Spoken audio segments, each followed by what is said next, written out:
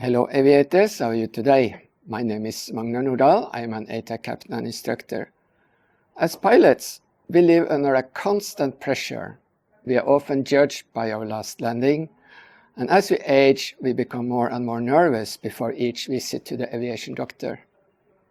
A medical issue could permanently ground you. So, what is your plan? Do you have a plan B? Or are you ready to hang up your wings and retire? If you are thinking about retiring, you might find this video more interesting.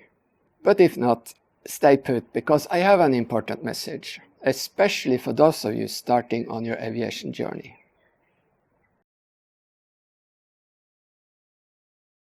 Aviation has always been my passion. When I was at primary school, I started building model aircraft. The first one was a Spitfire, and this sparked an interest in aviation history. I can tell the story about Charles Lindbergh's Atlantic Ocean in great detail. And by the time I turned 18, I started flying hang gliders. 10 years later, I made the decision to become a commercial pilot. Being from Norway and with a desire to fly in my home country, I completed my training there. My advice is, train in the country you plan to fly. That makes it so much easier. And during your training, you will build connections with fellow students and instructors, and they may later work for airlines or even the aviation authorities. And these connections are very valuable. One of my former classmates even watched for me when I landed my first airline job. Before starting my training, the flight school offered an aptitude test. They guaranteed that anyone who passed the test and earned a commercial license would be offered a position as an instructor at the school. And that aptitude test was a turning point for me. If I had not passed it, I would not started flying. That was 36 years ago. So where am I today? The career has been quite interesting. I have experienced 2 bankruptcies, and a layoff due to a company owner's failed political ambitions, and a layoff due to the COVID-19 pandemic. I have resigned because of the security situation in the country I was working, and lately, I'll resign because I will reach 65 years in a few months, and I received an offer I could not refuse. So here I am in Fiji. This small island nation in the Pacific has a unique advantage for old pilots like me. Here, there is no mandatory retirement age for airline pilots. As long as I maintain good health, I can continue flying, though restricted to domestic routes after 65.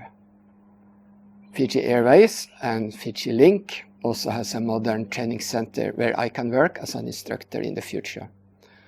Over the years, I have become increasingly focused on my health, especially my diet and eating habits.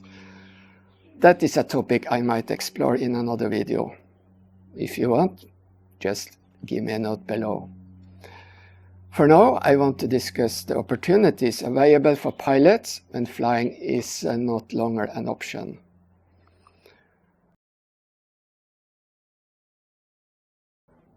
In many countries, a college or university degree is a prerequisite for employment as a pilot. The specific field of study often matters less than the ability to demonstrate that you can complete a higher education. It's all about being able to study and learn. However, if you can choose, I recommend pursuing a degree relevant to the airline industry, such as engineering or business administration. Or you can do the opposite.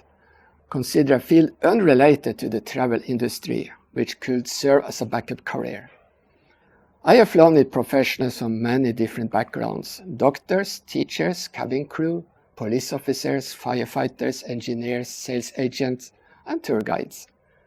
When the COVID-19 pandemic struck, the doctor was able to return to his previous profession with ease. So, what is your plan B?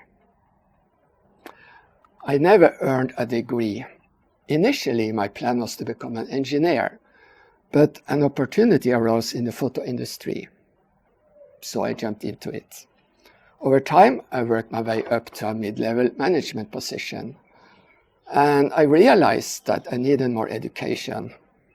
I took management courses in the afternoons. And this wasn't a full degree, but the experience proved valuable. For many new pilots, becoming a flight instructor is a natural first step.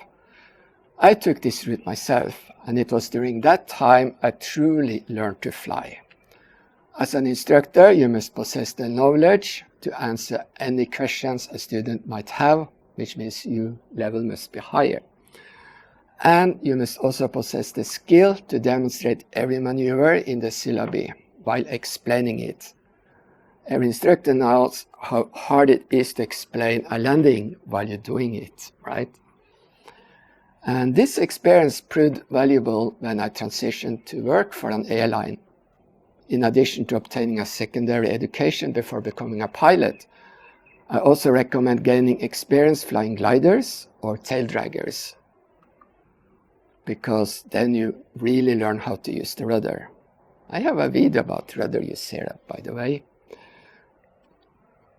While modern planes are equipped with autopilots, I firmly believe that good stick and rudder skills remain critical for flight safety.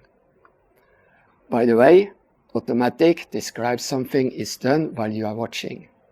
When I was young, it was called mommy.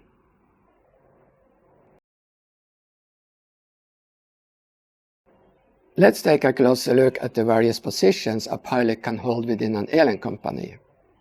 Pilots are typically hired as first officers or captains, and their primary responsibility is to operate the aircraft. However, we pilots require training and support to perform our duties. One key role is that of the ground instructor. Ground instructors teach subjects such as aircraft systems, performance, limitations, weight and balance, procedures, regulations, and airport and en route knowledge.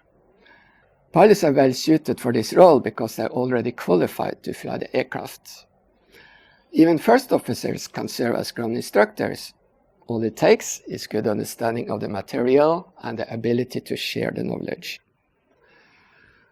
I am now working with my 9th airline company in the 8th country and on my 4th continent. While aviation rules in different countries are based on ICAO recommendations, they can vary, and therefore training is so important. For instance, while preparing for a flight on airport requiring VFR, visual flight rules, a local pilot told me that a visibility of 5 kilometers meant we could depart because that was printed on the chart. But I disagree, because our operational manual, OM Part A, required a VFR minimum of 8 kilometers. It's so important to know the rules. Once you become a captain, more career paths open up. You can become a line training instructor, simulator instructor, or typewriting instructor. I followed this path, and my prior experience as a flight instructor proved very valuable in those roles. Another critical function is the flight safety department, which oversees programs like the flight data analysis. It's also called the Flight Data Monitoring Program, or FOCWA. When you use this properly, the programs can significantly enhance flight safety. Further up the career ladder, you will find roles such as technical pilot, fleet captain, chief pilot, and nominated post holder roles like manager flight operations and head of training. Those positions involve some office work, but they are highly rewarding, and they still let you fly. Sometimes you can cherry pick the best routes, right? Even more important, those roles provide job security. For example, during the COVID-19 pandemic, many pilots lost their jobs, but the companies retained the instructors and managers. That underscores the value of those positions.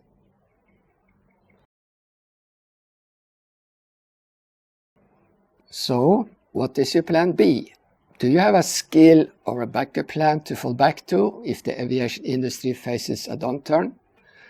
I would love to hear your thoughts. Just drop them down in the comment section below. And for you are very experienced, how did your career unfold? What advice would you offer to those aspiring for a career in aviation? Please write it down here. I will love to read it.